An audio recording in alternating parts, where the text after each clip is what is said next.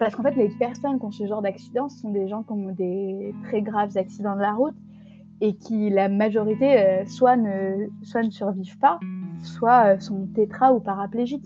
Donc en fait, mon état clinique, il était hyper bon par rapport à la gravité de ma blessure et c'est pour ça que les médecins sont passés à côté. Parce que c'était improbable d'être dans mon état Avec la... Ouais, ouais. avec, en se disant que j'avais le cou brisé en fin de compte.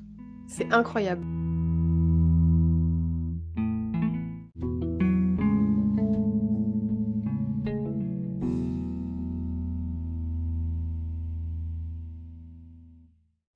Aujourd'hui, j'ai l'honneur de recevoir Charlotte, nouvelle femme résiliente incroyable au parcours et à la force qui donne vraiment espoir et mérite tout notre respect et de lui envoyer beaucoup d'amour. Charlotte a eu une césarienne, Charlotte a eu 2 enfants en même temps, des jumeaux.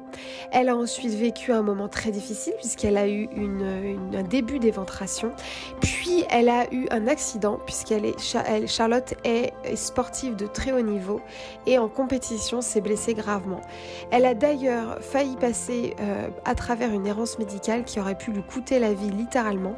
Elle nous en parle dans cet épisode qui nous donne des frissons, qui nous font lire cette histoire comme un livre.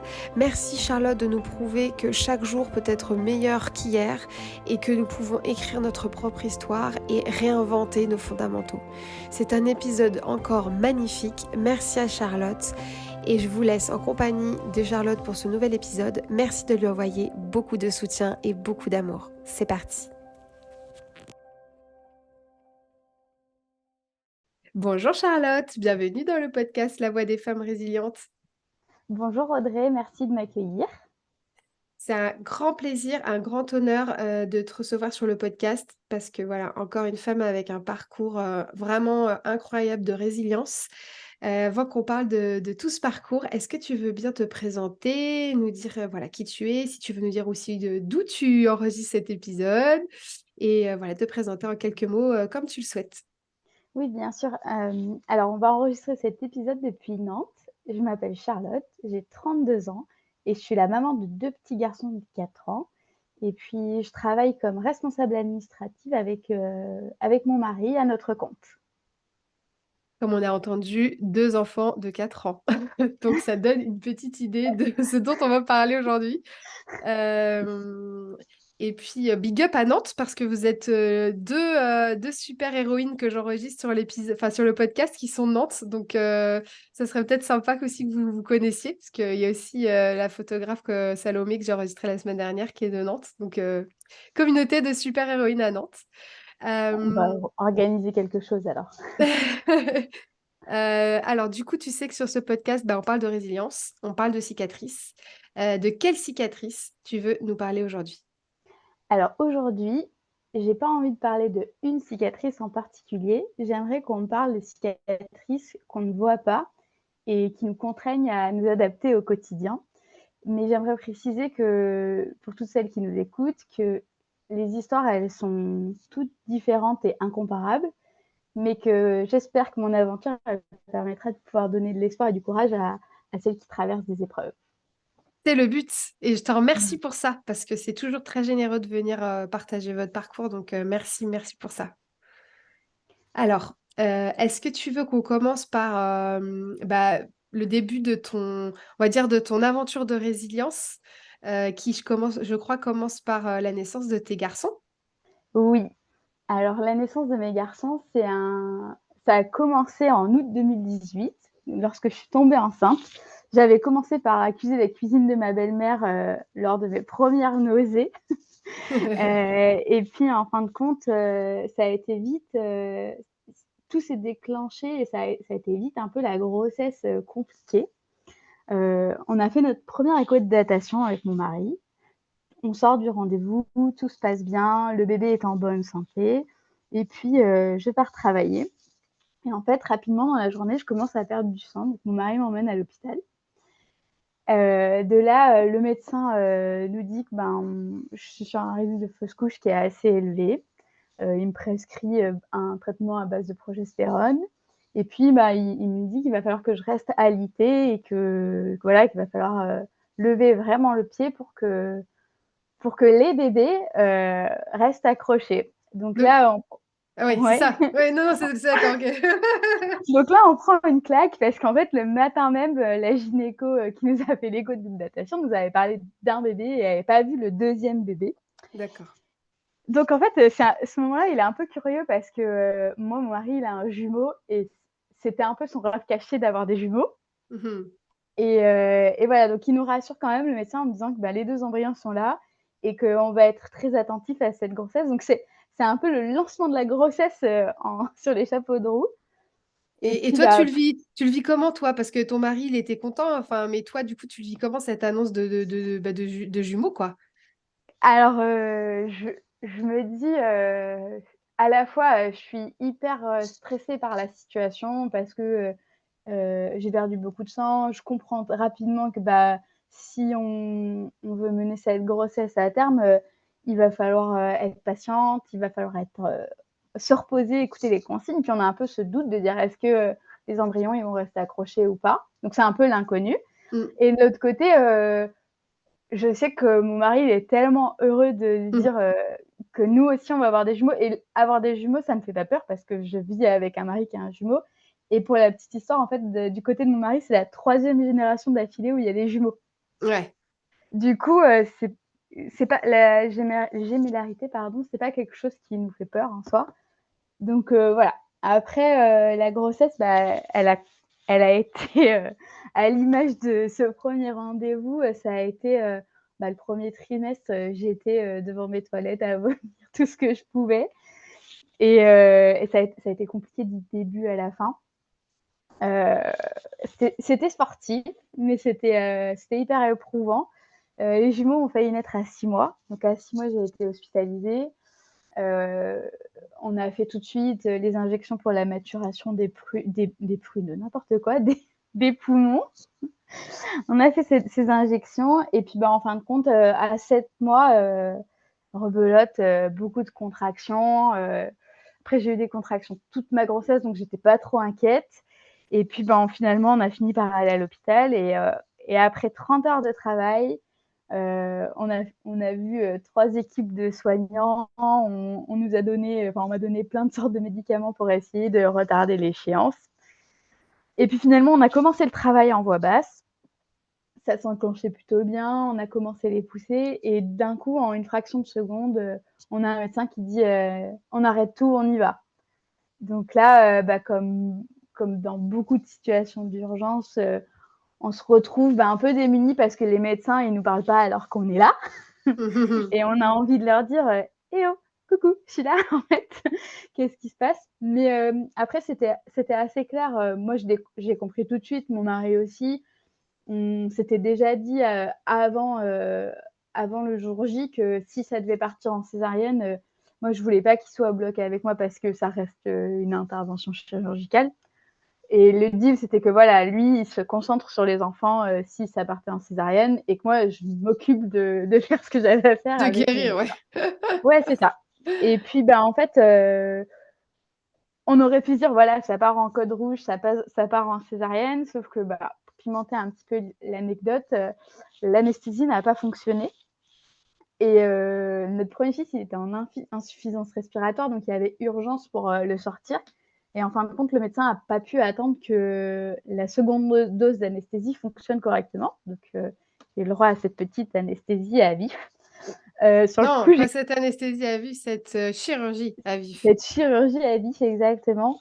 Donc, bah voilà, on sent les coups de scalpel. Sur le moment, on a l'impression qu'on va mourir, quoi. Et ce qui est horrible, c'est que derrière, bah, moi, je me souviens de rien. Et finalement, j'ai pas assisté à la naissance de mes fils parce que on a dû me faire une anesthésie générale. Mm. Euh, Avec le temps, je me dis, ok, c'était nécessaire parce que mon premier fils était en insuffisance respiratoire et le second, il a fallu le réanimer. Donc lui, pour Mm. le coup, il n'était pas prêt à naître. Mais je rassure tout le monde va bien aujourd'hui, tout le monde est en pleine santé. Donc voilà, donc, bon, j'ai mis du temps à encaisser bah, tout ça parce qu'il y a eu une hémorragie, il y a eu l'anesthésie générale, la frustration de ne pas voir mes enfants naître. quand on se réveille et on se dit, «J'étais en train d'accoucher, qu'est-ce qui se passe? Mmh. Qu'est-ce qui s'est passé? Où est-ce que je suis?» Et voilà, donc cette césarienne, elle nous a bouleversés parce que c'était violent, parce que, derrière, il a fallu gérer, ben, les douleurs physiques, mais aussi, bah, encaisser, psychologiquement tout ce qui s'était passé, quoi. Mmh. Et juste, je sais que parce que bon, tu vas vivre d'autres choses ensuite. Hem, on te parle un petit peu, on t'explique après, tu revois l'équipe qui t'explique ou avec qui tu peux reparler du fait que tu as eu la césarienne à vif. Est-ce que déjà au bloc, ils se rendent compte qu'ils t'anesthésient à vif ils t'ouvrent à vif ou pas? Oui, ils se rendent compte parce qu'au moment où le médecin fait, la première incision, je lui dis: «Non, mais en fait, on arrête tout parce que là, déjà, je sens mes pieds et vous me faites mal, je sens là, je sais que vous avez ouvert».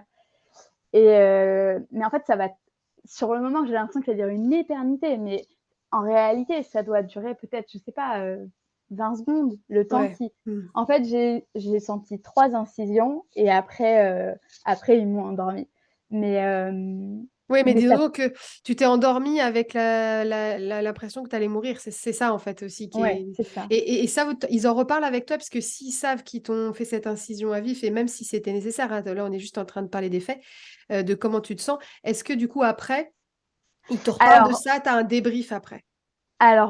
sur le moment, on n'a pas de débrief. Donc en fait, pendant quelques jours, c'est un peu l'incompréhension et le débrief, je vais l'avoir 3 jours après.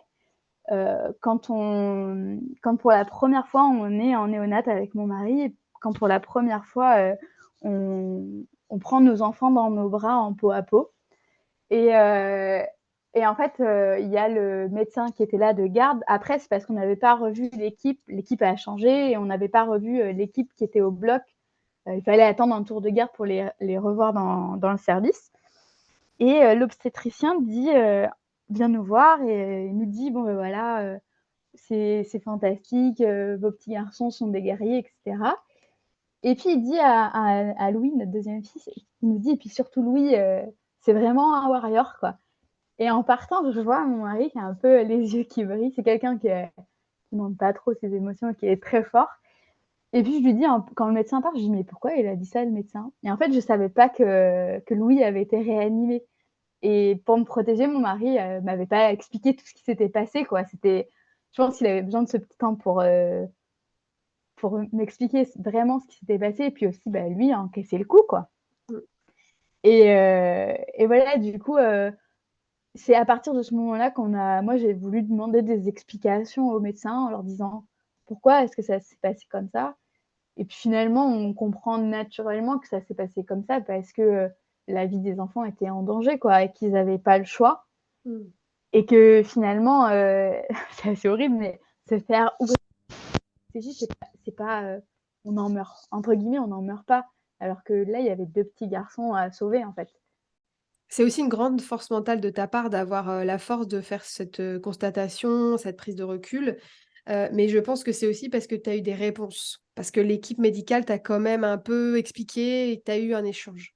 Il y a des femmes qui l'ont jamais cet échange et je pense que d'avoir jamais vraiment l'explication médicale de pourquoi on a été obligé de pas attendre, Hem, bah, c'est quand même compliqué et je trouve ça super que même s'ils sont pas allés au bout des explications, tu aies pu avoir ce 1er petit bout d'échange avec eux, et avec ton conjoint v tu as pu en débriefer avec ton conjoint assez rapidement parce que ça avait dû être dur pour lui aussi, il a dû avoir peur pour vous? Ouais et puis on était tous les 2 dans notre bulle à ce moment-là. On J'avoue qu'on était un peu perdus. En fait, on a vécu quelque chose de tellement fort Mmh. que c'était un peu déstabilisant et moi, sur le moment, la psychologue est passée après dans ma chambre, mais à ce moment-là, on n'a pas envie enfin moi, j'avais pas envie de parler à quelqu'un d'extérieur Ouais, je suis d'accord. et Je suis d'accord, en fait, ils les envoient trop tôt. Tu ah oui, beaucoup es en trop train tôt. de kiffer ton moment, en fait, ou de te protéger, d'être en train de construire ton petit cocon et c'est trop tôt, en fait, je suis d'accord, c'est trop tôt. Et après, ben, si je peux donner un conseil, après c'est notre vécu et chacun est différent, mais vraiment le fait de parler, de ce qui nous était arrivé déjà entre nous, ça nous a aidés et après, ben, on voulait pas non plus, inquiéter et donner du souci à nos familles alors que c'était censé être un moment de bonheur.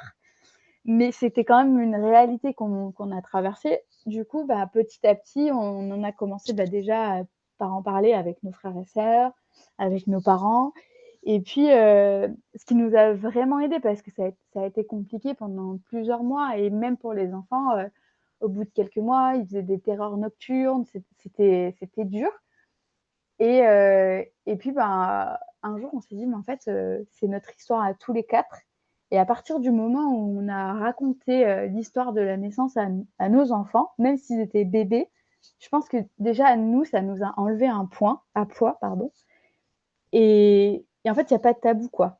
Enfin, maintenant les enfants, ils ont 4 ans, mais ils savent, quoi. Ils savent comment leur naissance, ça s'est passé avec des mots simples C'est hyper et ça nous a important. beaucoup aidés. Ouais Ouais, c'est et hyper important. je pense qu'on oublie de le dire aux femmes, moi, sur le moment, j'avais pas besoin de parler à une psychologue, j'avais besoin d'avoir juste, les gens que j'aime autour de moi et j'avais pas besoin qu'on me donne des conseils, juste qu'on m'écoute et que voilà quoi, ça va aller maintenant, Ouais et la psychologue, pour le coup, après, c'est justement, c'est personne dépendante, mais plutôt après, quelque temps après, quand ouais. on rentre, qu'on a plus l'équipe médicale, qu'on se questionne, qu'on est en train de digérer tout ce qui s'est passé. Mmh. Je trouve que c'est surtout là où, en fait, on en a besoin et malheureusement, bah, c'est là où on est rentré, donc c'est là où on n'a plus. Mais c'est hyper intéressant ce que tu dis sur ce parcours-là et du coup, comment ça se passe après, bah, votre début de vie de parents? Toi, ta guérison? Parce que je crois que tu es grande sportive donc déjà, tu as une césarienne horizontale? Ah oui. Ouais, ils te les ont quand même fait comme ça et du coup, comment ça se passe toi, ta récupération, ta guérison, sachant que voilà, tu es sportive, bah, de haut niveau donc comment ça se passe pour toi? Heu, alors déjà, j'ai eu le droit à des points, à côté de la cicatrice, des agrafes à côté de la cicatrice, donc qui m'ont fait un peu mal. C'était compliqué parce que, bah, j'ai accouché à 7 mois, le corps, il est mine de rien, il est assez bien fait, il est programmé pour, porter un bébé pendant 9 mois. Donc bah, mon corps, il était endormi, donc il était pas conscient qu'il avait expulsé les bébés. J'ai eu des grosses contractions de tranchée, ça a duré longtemps. J'ai été en fauteuil roulant pendant plusieurs jours parce que je pouvais pas Ah du tout ouais, me lever et tout ça et là, je me disais: «Mais c'est pas possible». Je voyais des mamans, elles accouchaient et 2 heures après, elles étaient là en service néonat avec leur bébé en train de marcher. J'étais: «Mais non» et heu et en fait, bah, ça a été long. Ça a été assez long après, la «chance» entre guillemets qu'on a eue, c'est le fait que les enfants soient en néonat. Moi, ça m'a permis pendant un bon mois de souffler et de récupérer et c'était nécessaire et d'ailleurs, bah, merci à toutes les tatis de la néonate, on les appelle comme ça, qui ont mmh, veillé sur nos enfants. Elles ont pas toujours des conditions, faciles pour travailler, mais mais nous, ça nous a vraiment permis de se dire, de se prendre ce temps et de se dire: «OK, on souffle un coup et après on démarre, notre aventure à 4, plus sereinement, quoi». ils ont Ça fait a été 1 mois de néonat, du coup, tu es rentrée au bout de combien de temps? moi, je suis restée une petite semaine, une OK. petite semaine et après, j'ai demandé à rentrer. J'aurais pu rester à l'hôpital avec les enfants, mais on n'habitait pas très loin de la maternité et bon, bah, à l'hôpital, on se repose pas trop, du coup, je préférais être à la maison, quoi. En fait, à partir du moment où j'ai pu, faire mes premiers pas et quitter ce fauteuil, ils Mmh. m'ont autorisée à rentrer, quoi. Le Donc temps de faire, les perfusions aussi de sang et cetera. Après, j'ai pu rentrer. ah, tu as été perfusée quand même? Ouais, bah, en fait, ce qui s'est passé, c'est que j'ai fait une grosse hémorragie pendant l'accouchement, due à la césar. Donc, après, j'avais un petit peu des petites carences. Attends, perfusée, tu as été transfusée? Ouais, Ah en ouais, fait, c'est j'ai fait ça. une grosse hémorragie et du coup, il me manquait un peu des hémoglobines. Bah C'était ouais, pas terrible les taux. ouais, tu m'étonnes. Et du coup, c'était comment tu as vécu toi, ce repos à la maison? Alors du coup, c'est vrai qu'il est plutôt très bon parce que toi finalement, quand tu sais, je dis souvent, que le la césarienne, c'est un postpartum et un post-opératoire. Là, clairement, tu es dans clairement le gros post-op parce que tu as été transfusée, tu as eu plutôt une grande cicatrice parce que tu as tes 2 bébés qui sont passés, même s'ils sont prématurés, c'est quand même 2 bébés qui passent par là. Tu as des douleurs, donc super pour le repos physique, mais comment tu te sens d'un point de vue émotionnel aussi, le fait d'être séparé de tes enfants? Comment ça se passe pour toi, enfin pour vous, pour ton couple?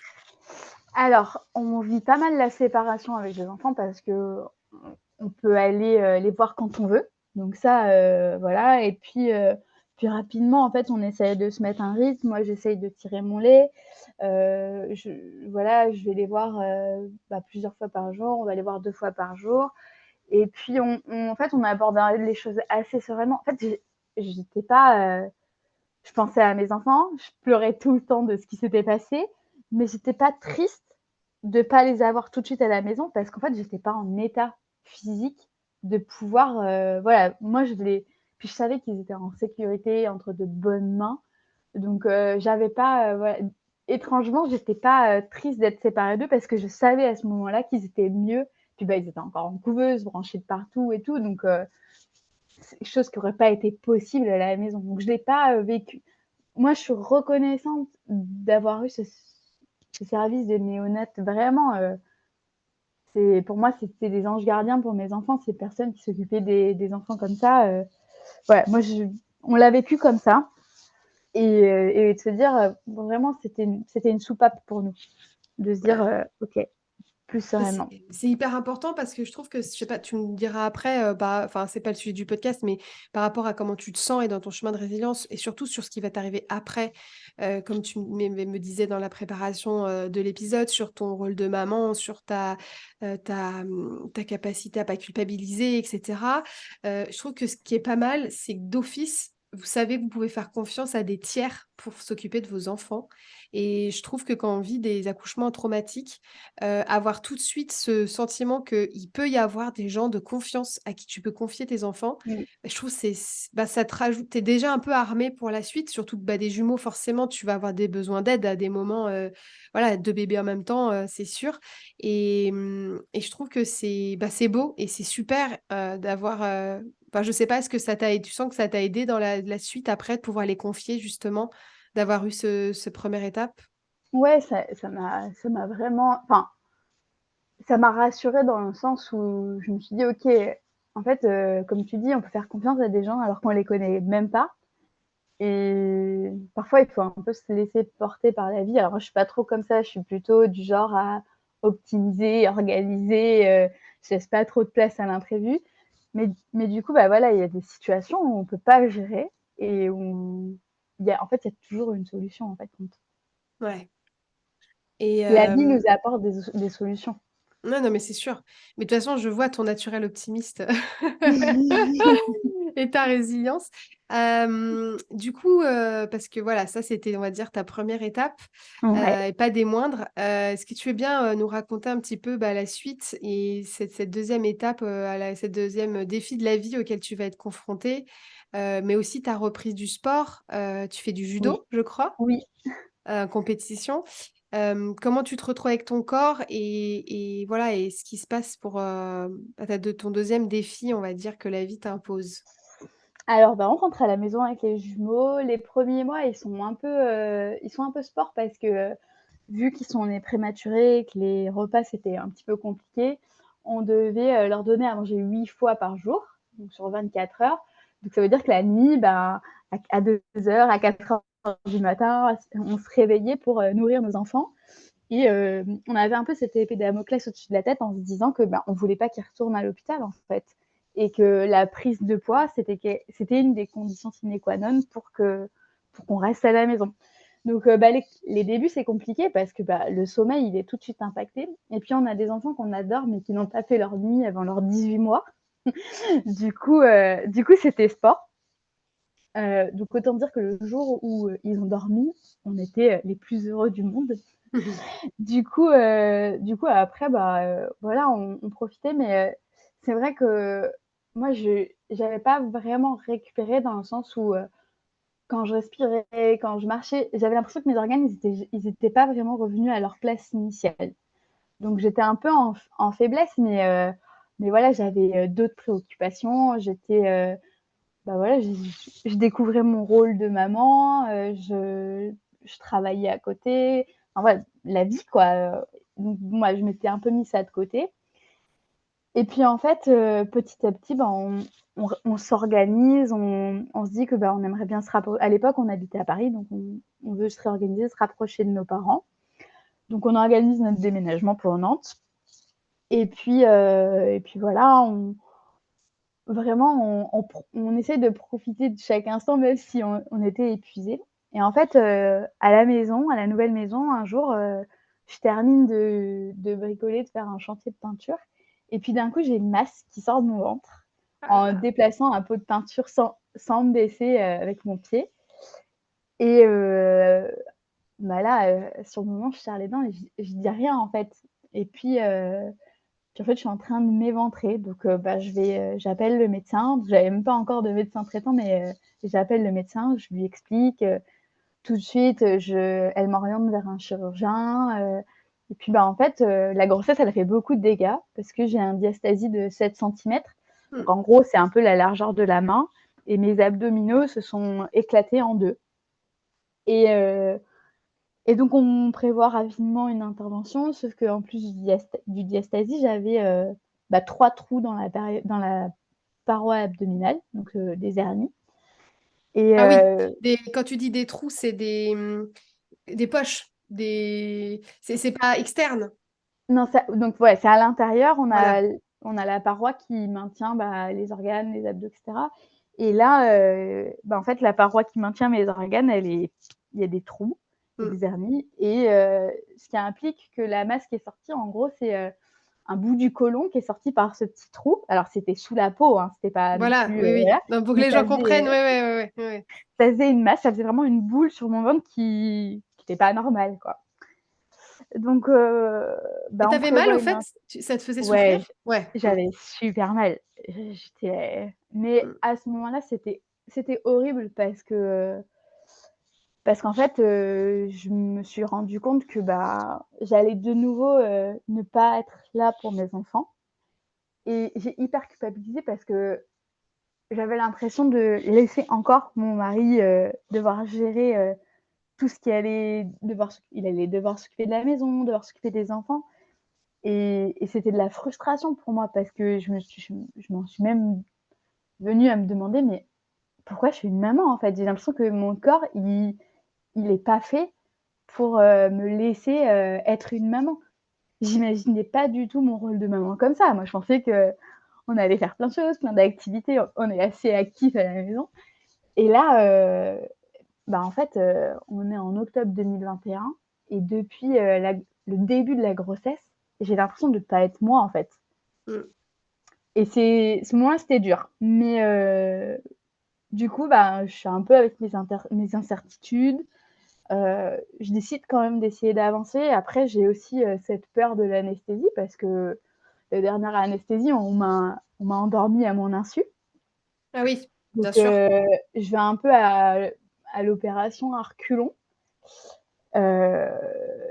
Mais je pense que mon passé de sportive, il m'a aidée parce que bah, j'ai eu l'habitude d'avoir un peu des désillusions, des déceptions et de toujours un peu, voilà, nous on dit repartir au combat parce qu'on fait du judo, mais ça, je pense que ça m'aide dans ma vie de tous les jours. Ouais. D'avoir Après, cette capacité de résilience, encore une fois, de prise de recul et du combat, quoi. Du combat, ouais, de prendre sur toi.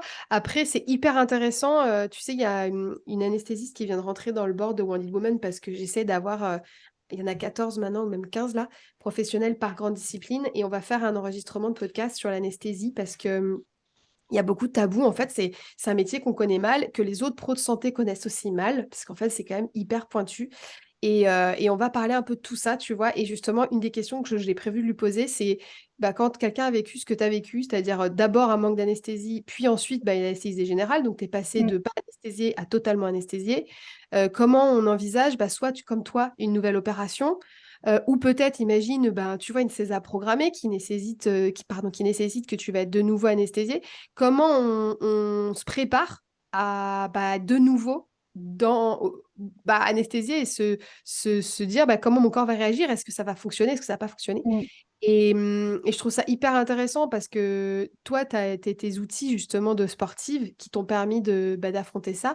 Mais c'était hyper intéressant que tu dises, j'avais peur. J'avais peur. Ah ouais, non, mais j'étais C'est terrorisée. voilà. Et t'en as parlé avec l'anesthésiste au rendez-vous avec le chirurgien, ils t'ont écouté là-dessus? Ouais, alors j'en ai parlé, je pense que c'est les premières choses que j'ai dit.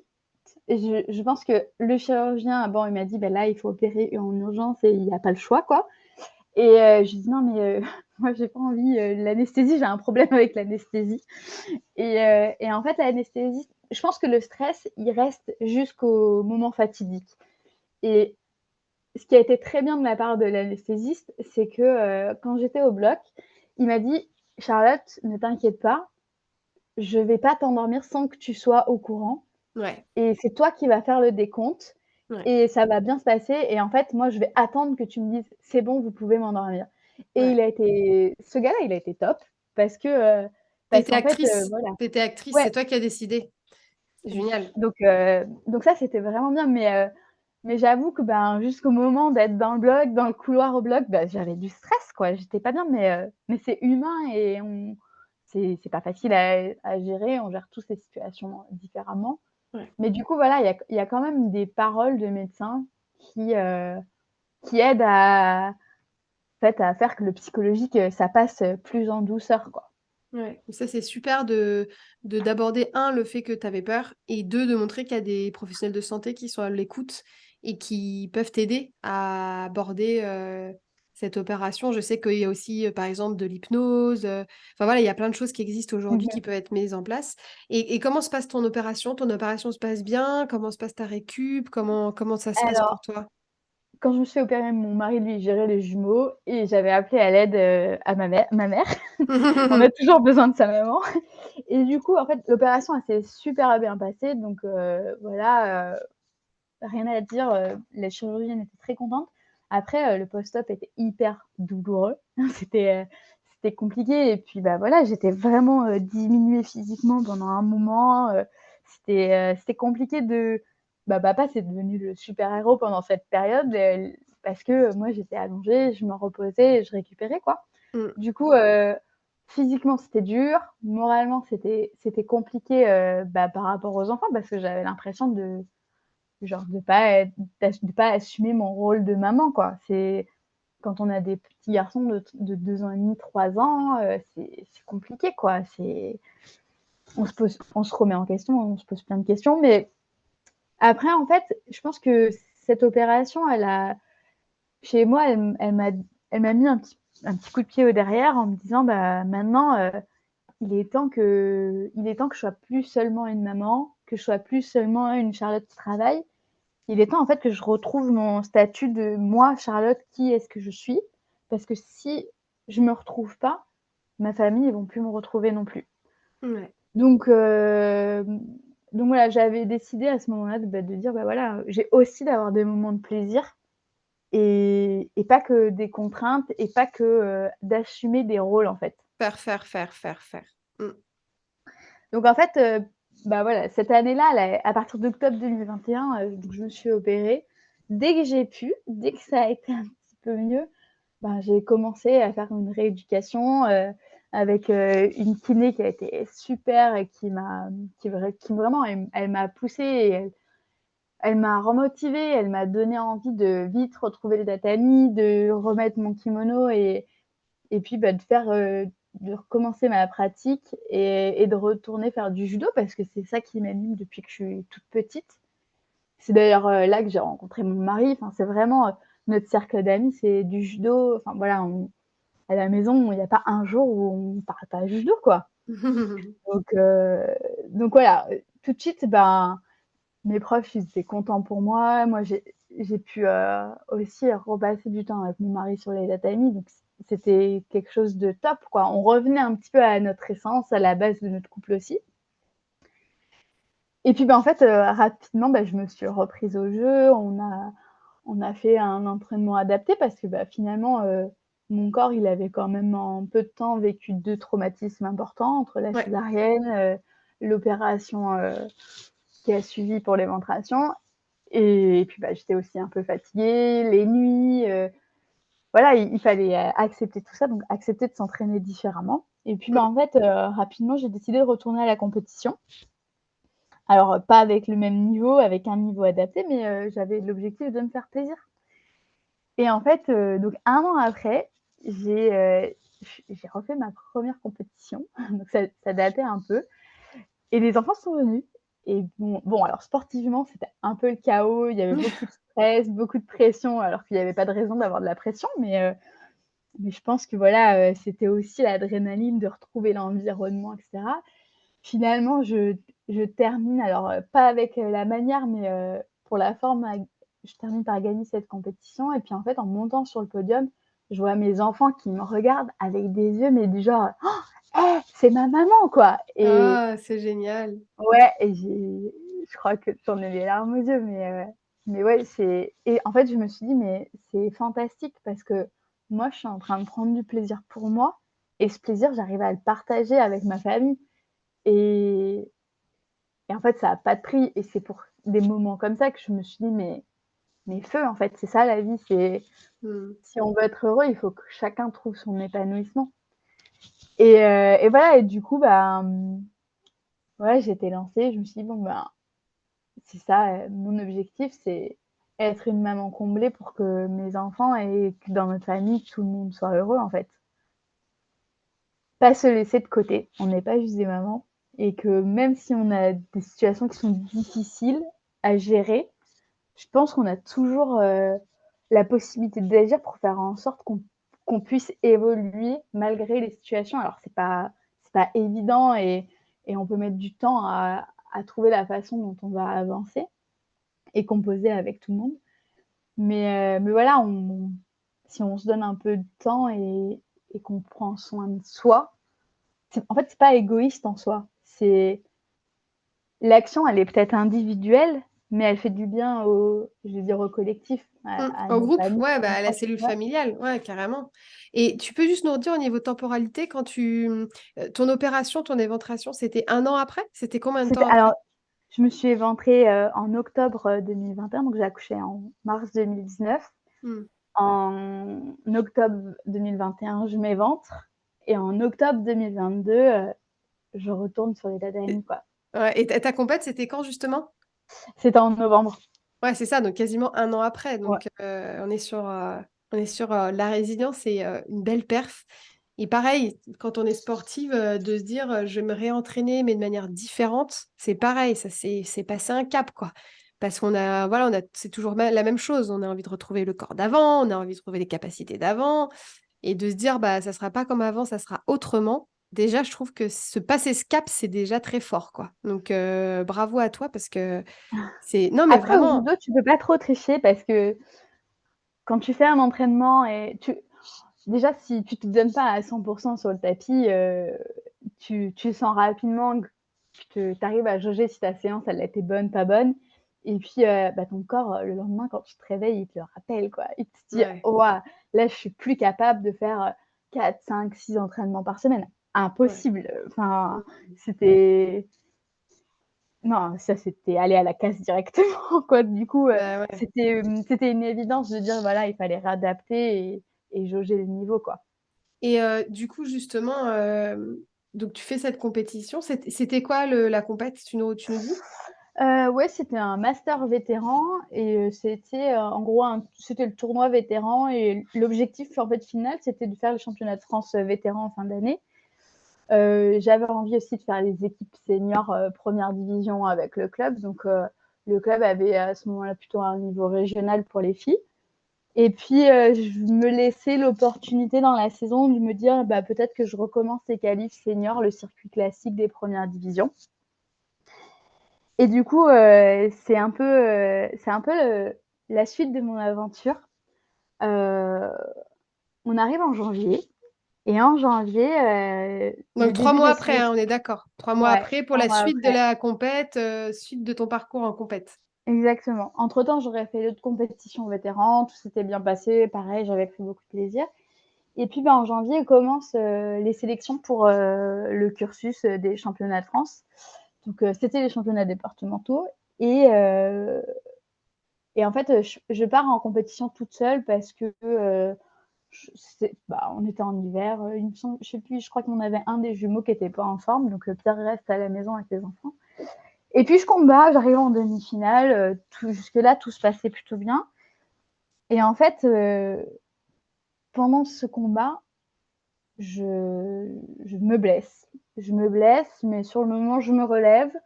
Je décide de continuer mon combat. Et puis finalement, je perds mon combat en demi-finale. Je termine 3e de la compétition. Je rentre à la maison en me disant, bon, là, je me dépêche parce que je me blesse au cou. Et puis, je me dis que c'est peut-être musculaire, que ça va raidir et que je vais un petit peu douiller dans les prochains jours. Donc, je préfère rentrer rapidement parce que j'avais un petit peu de route. J'arrive à la maison, je dis trop rien, je dis pas que je me suis fait mal, mais je sens que la douleur, elle se réveille progressivement. À la maison, on est plutôt un peu pudique, quoi. Voilà, des blessures au judo, on en a eu beaucoup, on a eu plusieurs opérations.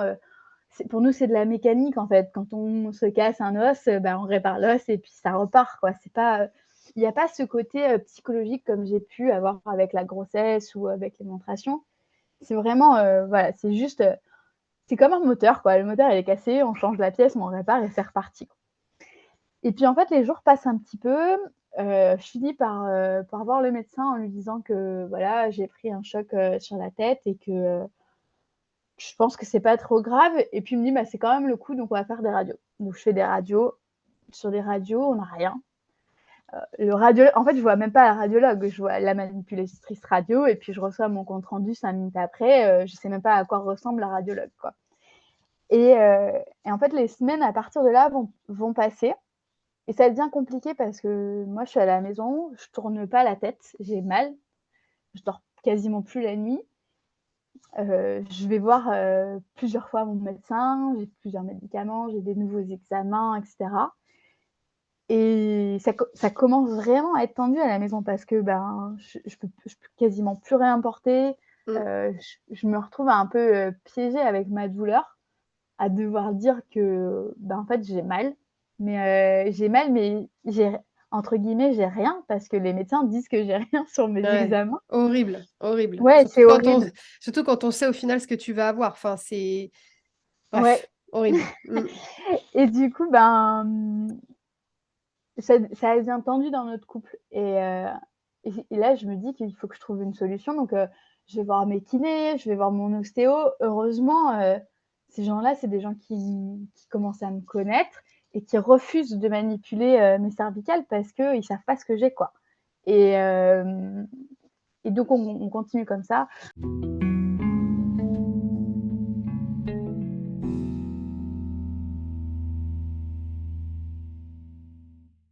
Je propose à mon mari d'aller voir, de me tourner vers la médecine douce, d'aller voir peut-être un hypnotiseur ou un acupuncteur, peut-être même aller voir un psy, parce que finalement, je me dis que ma blessure, elle est peut-être dans ma tête, quoi. Je me dis que je suis peut-être en train de devenir dingue et que je fais un blocage, quoi. Et en fait, il y a un médecin que j'ai vu dans un institut en traumatologie qui me rappelle et qui me dit moi, Charlotte, je crois en ce que vous me dites.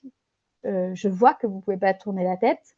Avec le passé que vous m'avez exposé sur les blessures que vous avez eues au judo et votre philosophie, j'aimerais bien qu'on demande l'avis d'un spécialiste. Donc, j'aimerais que vous alliez à l'Institut de la colonne vertébrale. Et puis on va voir ce qu'il va dire, quoi. Donc, je me dis, OK, bon, on va voir. On est à 5 semaines du choc. Il n'y a toujours pas de diagnostic posé. Ça, t'as de plus en plus mal. Alors, je pense que mon corps, il s'est habitué à la douleur. Donc, j'ai pas de plus en plus mal, mais j'ai toujours mal et je peux toujours pas tourner la tête. Non, mais t'es handicapé au quotidien, ça crée des tensions dans ta famille. Enfin, Ouais, il est temps que quelqu'un te dise ce que t'as, quoi. ouais, exactement. On n'a pas une douleur comme ça qui persiste aussi longtemps sans amélioration, parce que c'était ça aussi. Ouais, C'était bien sûr. le fait de se dire Ouais. que ça bouge pas, c'est constant, quoi. Et en fait, je rentre dans le cabinet du médecin, il prend mes clichés, il regarde mes clichés et franchement, 2 minutes de rendez-vous, quoi.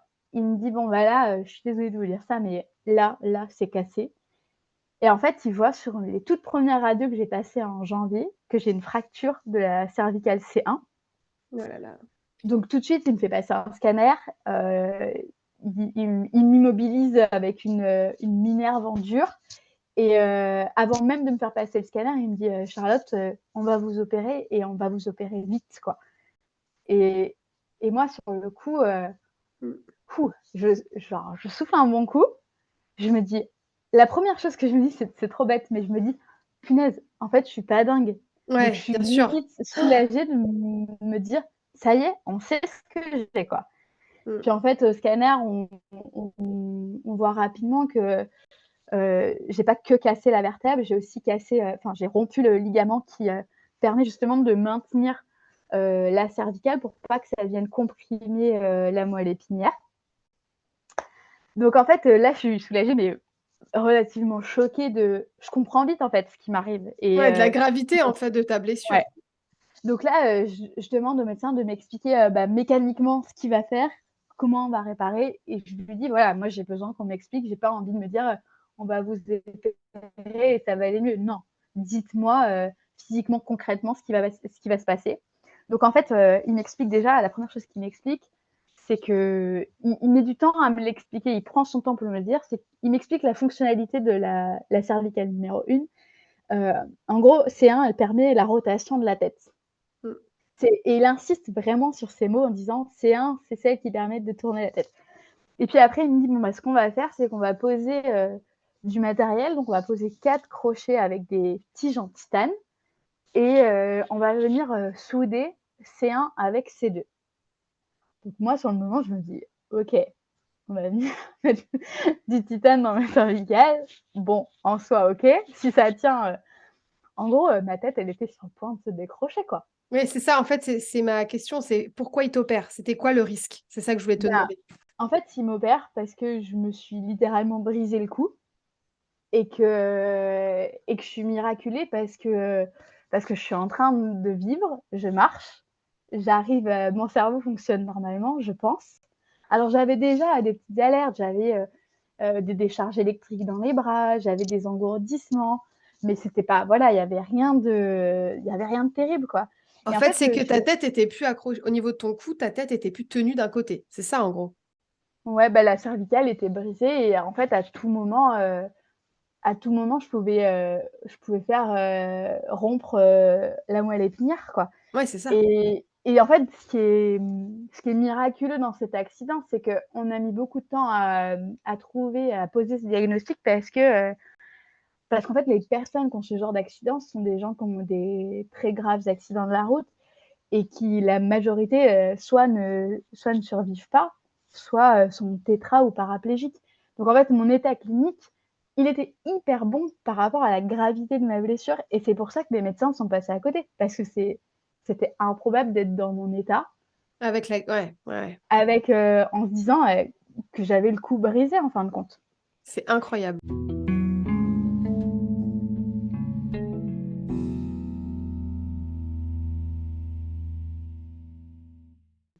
Et du coup, bah, il va m'opérer, l'opération, elle va hyper bien se passer.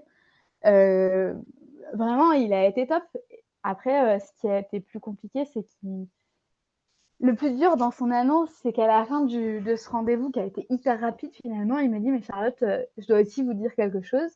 Et là, je l'ai arrêté, j'ai dit: «Non, je veux pas entendre ce que vous allez dire parce que je savais très bien ce qu'il allait me dire». Et Mmh. il allait me dire que, bah, le judo, c'était terminé et qu'en gros, j'ai eu mon joker de vie et que c'est fini.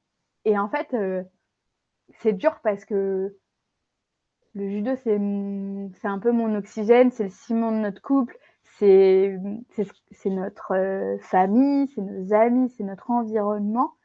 Et je me suis dit, mais en fait, j'ai eu la grossesse, j'ai eu mes enfants, je suis repartie en me disant, voilà, c'est bon, c'est ça qui me donne l'envie d'avancer. Et en gros, bah, c'est dur de se dire, en fait, non, stop, tu n'as plus le droit maintenant. Donc, Je suis très émue pour toi parce que je comprends, alors, j'ai pas été jusqu'à... Parce que finalement, le diagnostic, moi, c'est avéré faux. Mais quand le sport est une discipline, c'est toute notre vie. Et qu'en plus, toi, c'est toute ta vie individuelle, mais c'est toute ta vie familiale et de couple Mm. et d'amoureux. C'est le ciment de ta vie. Et tout se refait. Et tu vas nous montrer qu'on peut trouver d'autres façons de se lier aux autres et de trouver d'autres ciments. Mais quand on te dit ça, c'est fini, euh, Ouais, c'est dur. c'est horrible. Alors, comme tu dis, toi, c'est horrible et en même temps, tu aurais pu décéder sur le coup, finalement. Tu aurais pu décéder pendant ton combat. Donc, au final, tu es entre les deux. Mais, Mais on n'a pas envie ouais. d'entendre ça, en fait, Mais parce voilà, qu'on est c'est là. ça. Bah, c'est Et on ça. n'a pas envie, parce qu'on se dit, mais qu'est-ce que j'ai fait, en fait, pour mériter ça, quoi? Genre, je peux pas juste vivre tranquillement et avoir la paix, quoi. Le karma, là, ça suffit, quoi. Mais, mais en fait, il y a quand même du positif dans tout ça. Alors, je pense que voilà, OK, je peux plus tourner la tête. Maintenant, j'ai un handicap qui a plein d'incidences sur la vie du quotidien, mais, je suis quand même, on se dit toujours qu'il y a pire et moi je peux pas ne pas penser à ces bah, déjà aux familles qui ont perdu des proches dans des accidents et je me dis: «OK, est-ce que, c'est pas bien en soi de se comparer parce que ça a aucun intérêt?» Mais de l'autre côté, moi ça me permet de me redonner un peu de boost et de me dire, «OK, je suis là, donc qu'est-ce qu'on fait maintenant, quoi?» Soit, Ouais, je me morfonds, soit on avance. Alors, je dis pas que c'est facile, hein, c'est difficile, c'est compliqué à gérer, c'est le bazar complet, mais mais je pense que, bah, voilà, en soi, est-ce que, quand on va pas bien, c'est pas interdit d'être démuni, d'être triste, d'être fatigué, d'être en colère? Enfin, on a le droit, en fait. Tout le monde a le droit, quand ça va pas, d'avoir des jours où ça va pas et des jours où ça va et ce que j'ai appris avec cette blessure, c'est de se dire que, bah, quand ça va pas, on a le droit de le garder pour soi, mais on a aussi le droit de le dire et les gens qui nous aiment et nos proches, ils sont pas là pour nous juger, en fait. Et puis quand on est proche de quelqu'un qui subit quelque chose comme ça, bah, en fait, parfois, il y a pas besoin de dire, 50 trucs, il y a juste besoin de dire: «OK, ça va?» Un petit ouais. De quoi genre tu as juste besoin? une oreille, quoi. Juste Ouais, une oreille, ouais. parfois c'est suffisant. Oui, de quoi tu as Donc besoin? Une oreille, de quoi tu as besoin et roule, quoi. c'est ça. En fait, ce qui est dur, moi je culpabilise parce que, encore une fois, mon rôle de maman, il est affecté et je peux pas être à 100 avec mes enfants. Mais ce qui est dur, c'est de se dire, déjà, moi je me si je pouvais me pardonner de quelque chose, d'avoir fait quelque chose de mal, je me dirais: «Ben, OK, je me pardonne et j'avance». Mais en fait, j'ai rien à me pardonner. C'est la vie, en fait, c'est juste un accident de la vie et c'est ça aussi qui est dur, c'est apprendre à s'accepter, à être un nouveau soi. Mm. Donc Exactement. Ouais.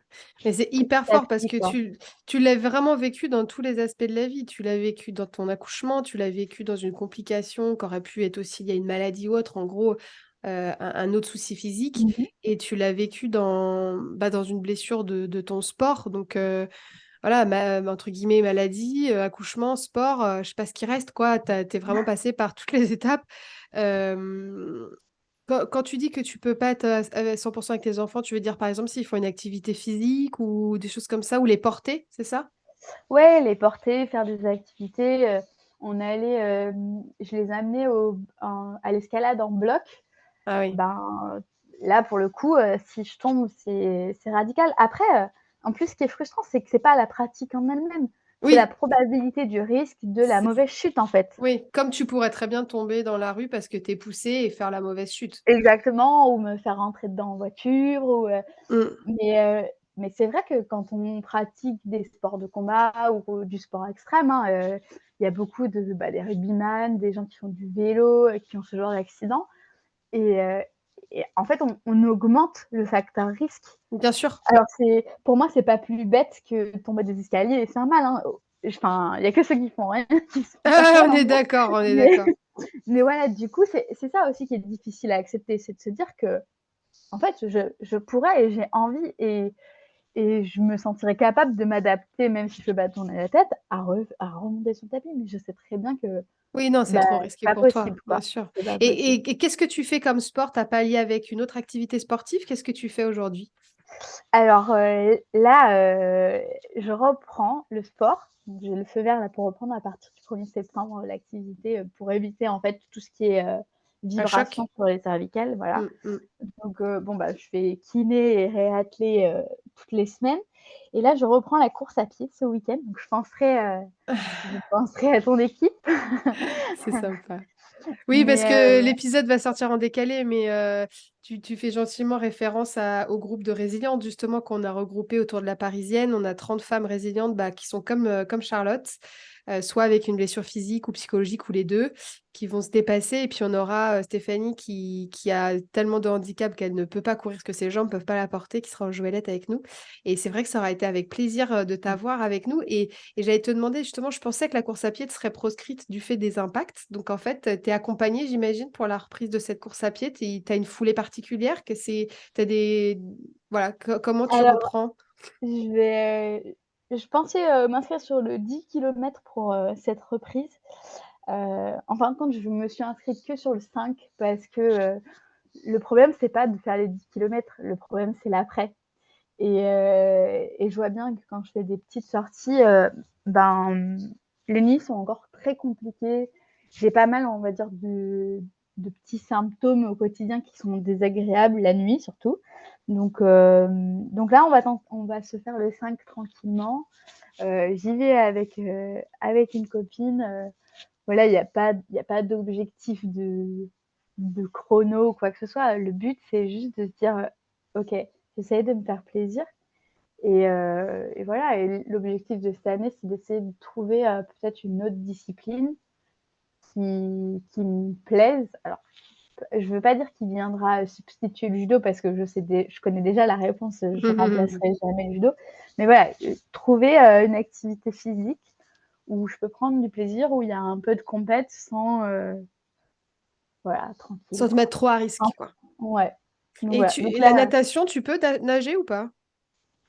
alors je pourrais nager sans souci. Euh, Non, mais comme tu peux pas tourner la tête, le crawl, par exemple, tu as un côté où tu peux pas tourner pour respirer. Comment tu fais? Ah oui, alors non, le crawl, non, puisque je peux pas du tout, voilà, en fait, Voilà. je suis limitée, mon champ de vision est très limité. J'ai perdu, à peu près 45 de rotation. Donc quand je me tourne, je dois vraiment tourner mon corps pour pouvoir voir sur les côtés, quoi. Ouais, d'accord. Donc Donc, tu peux voilà, faire mais tes épaules, tu peux faire du dos, tu peux faire de la brasse, la mais tu peux brasse, pas crawler, quoi. exactement. Ouais, donc la compète en natation, c'est pas possible, quoi. Non et puis c'est C'est pas pas ton truc. l'environnement, ouais, non, c'est moi, j'aime bien avoir les pieds sur terre, quoi. Donc voilà, donc là, jusqu'à fin de l'année, on va rester sur du 5 kilomètres. Il m'avait demandé de ne pas faire plus de 10 kilomètres. Et après, bah, petit à petit, on va se mettre des petits objectifs. Ça c'est un conseil qu'on m'a donné. Et parce que j'ai du mal à me projeter bah, sans cet environnement. Et si je peux redonner ce petit conseil qu'on m'a donné, c'est bah, quand ça va pas, on essaye de petit à petit se remettre des petits objectifs. Pas forcément sur du long terme parce que bah, y a des réponses qu'on n'a pas. Mais voilà, des petites choses comme ça, des petits plaisirs de la vie, pas grand-chose, mais qui nous font avancer petit à petit et qui nous permettront en cumulé de se dire, OK, bah, mon avenir, ça va peut-être plutôt être comme ça ou comme ça. Et voilà, on se donne un petit peu de l'espoir au quotidien en avançant comme ça, quoi. Et bah, du coup, franchement, je te remercie pour ton partage. J'avais déjà été émue quand voilà, on avait préparé, mais là, encore de nouveau. Puis ta force aussi, ton optimisme, le soleil que tu as dans la voix et tout. Alors, parce qu'on est obligé de couper la caméra là, parce qu'il y avait des petits soucis de bande passante, donc je ne la vois pas. Mais voilà, je tends le sourire dans ta voix. Tu as déjà donné pas mal de conseils. Est-ce qu'on peut résumer par rapport à ton vécu les 3 conseils que tu donnerais aux femmes qui vivraient des difficultés? Donc, ben, soit 3 trois comme toi, soit une des trois, soit voilà. Mais quel conseil tu donnerais aux femmes, ou leur entourage d'ailleurs, qui passeraient par ces étapes? Alors le premier, c'est, de pas hésiter à parler avec ses proches de ce qui vous arrive. Je pense que l'environnement proche, c'est les gens qui sont le mieux à même à nous comprendre. Parfois, voir un psychologue ou un professionnel de santé, c'est bien parce que ça nous permet de rester dans une bulle et pas montrer à notre famille qu'on va pas bien. Mais nos proches, ils nous connaissent profondément et en fait, je pense que c'est d'eux qu'on a le plus besoin de leur soutien. Donc ça, c'est mon premier conseil. Heu, Mon deuxième conseil, c'est, ben, en fait, on est humain, on a le droit de pas aller bien et on a le droit de dire que ça va pas. On a le droit de demander à l'aide aussi. C'est pas, Mm.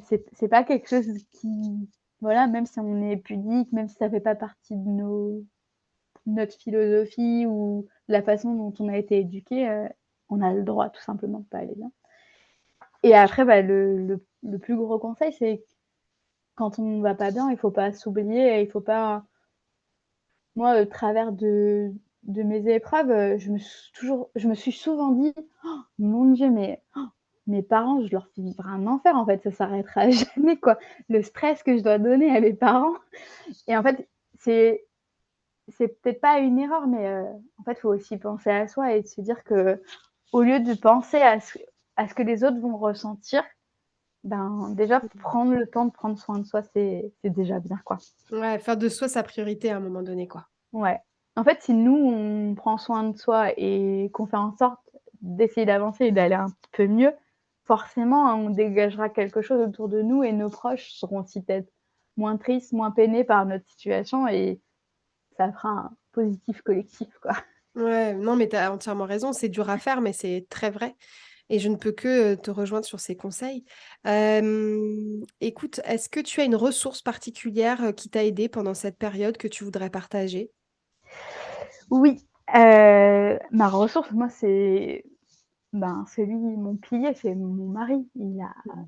franchement, je pourrais dire merci à ma famille, à mes enfants parce qu'ils ont toujours été là, à mes amis et aussi à mon prof de judo avec qui j'ai traversé cette épreuve. Je sais que ça a été très difficile pour lui Mmh.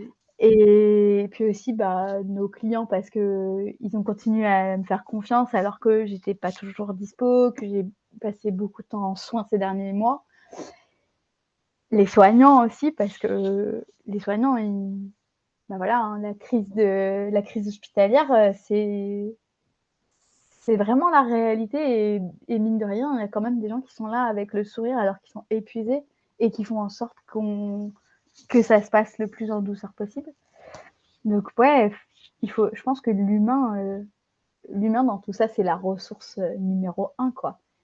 Et puis, beh, merci aussi à toi de nous donner la parole, à nous qui traversons ces épreuves. Merci pour ton initiative. Non, bah, merci à vous de le partager parce que c'est chaque témoignage aide des femmes. Je partage pas toujours parce que j'ai pas parce que c'est aussi des messages privés, mais il y a beaucoup de femmes qui viennent m'écrire en me remerciant parce que bah, ils vous ont écouté, qu'elles se sentent moins seules, qu'elles pensaient être seules à vivre ça, que les témoignages viennent comme un pansement, que même si c'est pas exactement les mêmes blessures, bah c'est la même dynamique de résilience et que ça fait du bien de voir que ben oui. Il y a quand même pas mal de monde qui porte sa croix, quoi, et que c'est dur et qu'on peut y arriver. Et c'est ça qui est magique dans vos témoignages, et je te remercie encore mille fois, c'est que on peut trouver un chemin. Et tu es là, vraiment, s'il y a un exemple, t'en es l'exemple parfait, quoi, entre tes trois principales épreuves dont tu nous as parlé aujourd'hui. Et tu dis que tu t'étais déjà blessé avant, donc voilà, tu es vraiment dans la résilience permanente. Ben, on peut aller très mal, frôler la mort plusieurs fois, et aller bien, être bien, trouver son chemin, et voilà. Et c'est pas facile, mais c'est possible. Et je pense que c'est le message principal. Et j'aimerais beaucoup que tu nous partages bah, tes ressentis de ta course de ce week-end, hein, c'est ça, c'est dimanche. C'est ça. Ça serait génial qu'on puisse partager parce que bah, tu seras super fière de toi, quoi. Ouais, et puis c'est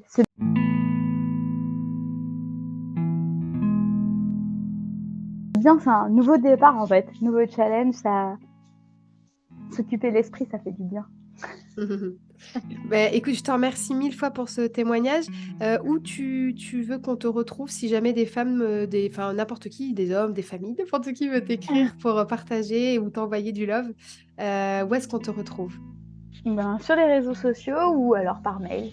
OK, bah, on mettra, ce que tu souhaites dans les ressources, pour qu'on puisse te contacter et puis, bah, écoute, en tout cas, je te souhaite une belle suite, une super course, du kiff à fond, du kiff sportif comme on l'aime et puis, bah, de continuer ta route et de rester aussi positif. Tu es vraiment génial. Faut qu'on s'organise, quelque chose sur Nantes là, ça me semble obligatoire. Ce serait trop bien et écoute, merci beaucoup et très, très, très beau week-end à toi. Très belle journée et de toute façon, on reste en contact, c'est sûr. Merci pour ta bonne humeur et surtout ton grand sourire, parce que moi, je t'ai vu en nu. Merci 1000 fois, je t'embrasse beaucoup. Merci, à bientôt. À bientôt.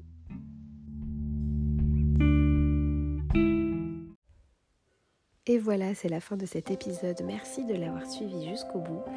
Merci pour votre fidélité et merci à Charlotte pour sa confiance. Si vous avez aimé cet épisode, alors n'hésitez pas à le partager autour de vous, à en parler à une femme qui aurait besoin d'entendre ce témoignage. N'hésitez pas à venir nous faire un petit coucou et nous dire ce que vous en avez pensé sur nos réseaux, sur LinkedIn, sur notre page podcast La Voix des Femmes Résilientes ou sur Instagram sur notre compte Wounded Women officiel. Vous pouvez aussi bien sûr nous laisser un message, un commentaire ou 5 étoiles sur votre plateforme d'écoute préférée comme Apple Podcast ou Spotify. Chaque commentaire et chaque étoile aide le podcast à se faire connaître et autant de femmes à se sentir moins seules. Alors merci beaucoup pour votre aide. Vous savez que le podcast n'est pas rémunéré.